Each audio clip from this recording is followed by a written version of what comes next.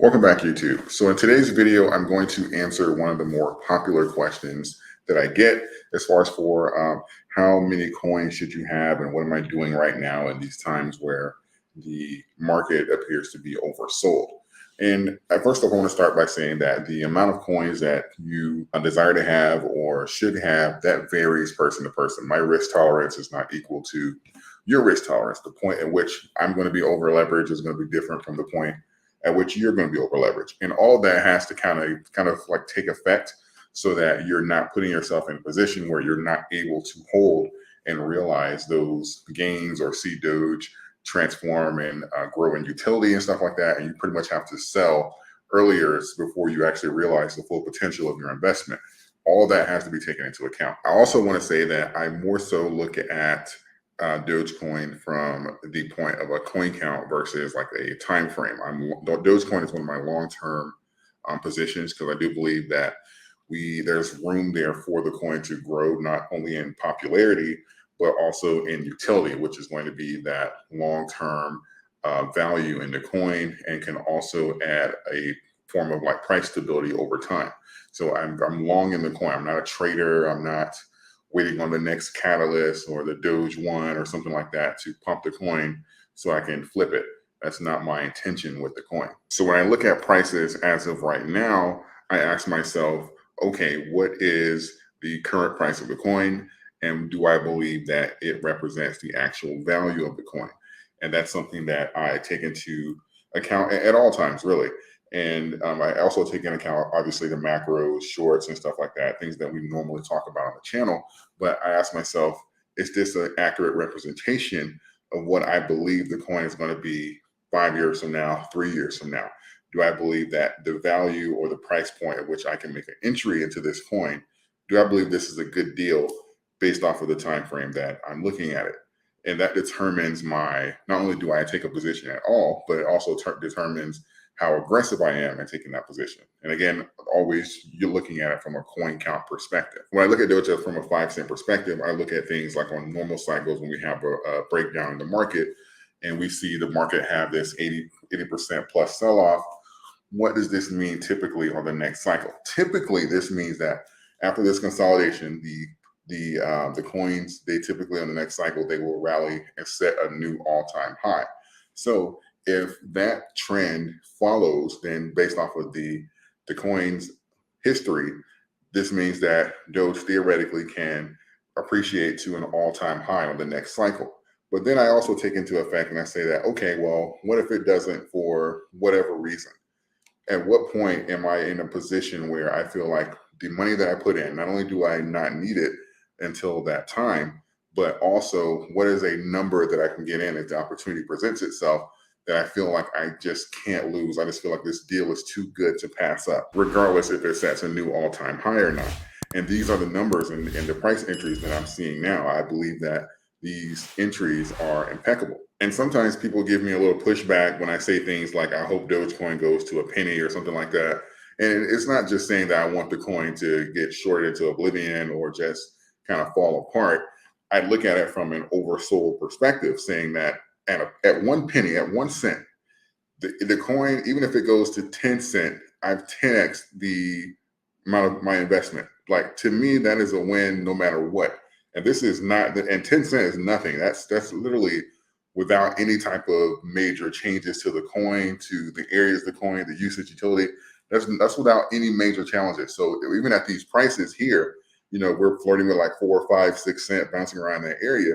When we talk about the ability to even do 100%, the likelihood of that happening greatly increases with these numbers that we're seeing here, especially if we go lower. That's some of the things that makes me excited. And I know that it comes from a psychology perspective. And I'm not going to turn this into a psychology video, I promise, but it's just that I know that from the comments I've seen and just kind of like the way people invest, particularly newer investors, they like when the coin is running upward for some reason. It's really interesting. Warren Buffett recently did a talk about this. And typically, if you're going shopping and something that you like to buy goes on sale, you get excited about it. And you're like, oh my God, I can buy more, or I can just simply save money. That is, this is a great deal. But when it comes down to like stocks and stuff like that, people do the opposite. They're like, oh my God, something's wrong. Maybe I need to get out. Maybe I need to stop buying this.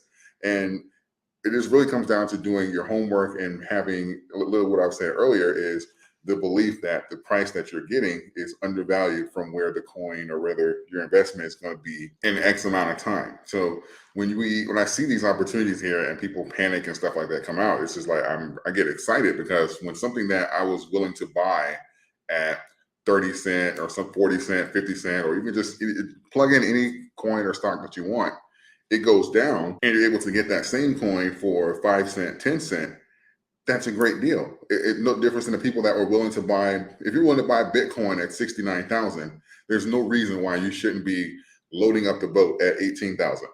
Unless you really didn't believe in the coin and you had no idea what you were doing and you only bought it because everybody else was. Then if that's the case, then there's a whole nother problem at the root of the issue here. So when I see something that based off of my research and my belief is oversold and that I believe can greatly appreciate for whatever reasons, if best case scenario, worst case scenario, the deal just becomes irresistible, that is where I strategically start making my entries. And I do believe that for the market and the macros, again, we do have room to consolidate a little more, very little on Dogecoin side as of right now, a more greater range on Bitcoins, but still the possibility is there. That provides me with an opportunity here to increase my coin count. If I'm looking for something to increase the opportunity here for me to be in the green or put up a greater number of return, I'm looking at my coin count, but I'm also stating that, okay, well, from here to 10 cent is what? From here to 20 cent is what? And I know historically, yes, we go set all-time highs, but I base it off of the points of resistance that we've had on the way down and based off of the previous pattern on the way up. I measure those potential returns at all of those levels to get an idea. Because when I'm below all of those levels, I want to know those not mile markers, but I want to know those milestones that I'm going to be sitting at based off of my current coin count. Because I think that a lot of times people overestimate what they can do on a particular cycle. And this is what kind of like tricks people into being over leveraged. And everyone goes for the home run play. Like, I'm going to go all in and I need this to go to $1 and this is going to set me up. And people are going for the home run and ignoring the base hits that can still get them to their goal. So I think this is just kind of something that gets overshadowed in the community. But for me, that's the point of approach that I like to take. A while ago, I did the math and I said that if everyone, based off of the current number of wallets, I'm sure there's more, so the number is probably lower, but if everyone purchased roughly around $1,700 in Dogecoin, there would be no more coins left just because of the amount of coins that we have. And it brings up the topic that I discussed as far as for us not having as much Dogecoin as being pushed to believe when it comes down to things like mass utility and being used as a currency. But that's a topic that I covered in another video. Those numbers will put everybody around 34,000 Dogecoin. And I can't set a minimum for everyone, but just know that for those of you who have more than $1,700 invested in Dogecoin, technically based off of the number of wallets that we have, you have enough Dogecoin for yourself, which is not saying it's your allotted amount, but technically you had enough money invested in Doge to remove the $1,700 at the current circulating supply, probably for yourself and a few other people. And for me, I know if it's a psychological thing, but I like to look at the increments as far as the returns of like 5 or 6 figures. So if I'm doing like a long-term investment, I'll typically try and figure out, okay, what do I need to do? How many do I need to have? How long do I need to hold? How do I turn a 4-figure investment, 3-figure investment into 5 figures? How do I turn the 5 figures into 6 figures? How many coins do I need? What's the time frame do I need to hold for? And am I capable of doing this without over leveraging myself? And at the current prices right now, that would put me at around double the 1,700, so like around like $3,400. And anytime we get back to that point of resistance, something like 15 cent, that would put me at around like 10,200. That's if I were starting out. But ultimately, you're going to have to work out those numbers for yourself because these are all personal decisions that have to be customized for your tolerance, your ability to hold, and a few other factors that are only customizable to your situation. So when you're working your numbers, I encourage you to do the math on the points of resistance that we've had even on the way down.